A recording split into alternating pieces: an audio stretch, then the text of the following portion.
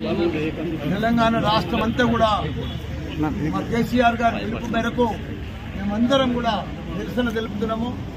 ఎందుకంటే తెలంగాణ రాష్ట్రం అంతా కూడా రైతులంతా కూడా ఆగం పరిశాన్ అయిపోయారు. కాంగ్రెస్ వచ్చింది, పరిశాన్ అయిపోయారు.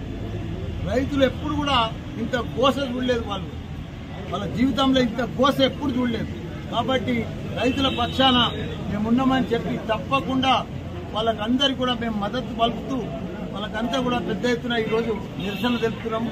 ఏది ఏమైనా ఇప్పుడు సన్నోట్లు 500 ఇస్తామన్నారు. వాళ్ళు మేము అడిగినే వాళ్ళు ఏదైతే ఎలక్షన్ల 6 గ్యారంటీలు 13 గ్యారంటీలు 420 గ్యారంటీలు ఏం చెప్పినో అవే మేము ఇంప్లిమెంట్ చేయము. రైతులకు పంట వచ్చింది, కొన్ని టైం వచ్చింది, వాళ్ళు పంట కొంటలేదు. ఎక్కడ కూడా అకాల వర్షాలు వచ్చి రైతులంతా నష్టపోతున్నారు. బోలెడు రైతులంతా కూడా రోడ్ల మీదనే ఒడ్లుంటున్నాయి, ఒడ్లు కొంటలేరు.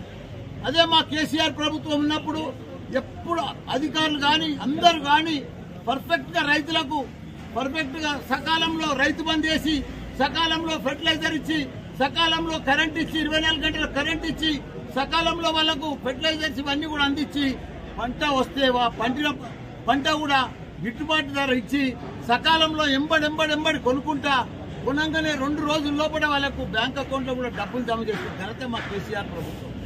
ఇప్పుడు అసలు కొనే దిక్కే లేదు, రైతులను పట్టించుకునే నాదురే లేరు. 6 గ్యారంటీలు అన్నారు, రైతులకు అన్ని అన్నారు. 15,000 రైతు బీమా, రైతు భరోసా ఇస్తామన్నారు. ఆ రైతు భరోసా లేదు, ఫెర్టిలైజర్స్ లేవు, సాగు నీరు లేదు, కరెంటు సరిగా లేదు. పంట పండితే కూడా ఆ పంట పండిన దానికి కూడా గిట్టుబాటు ధర లేదు.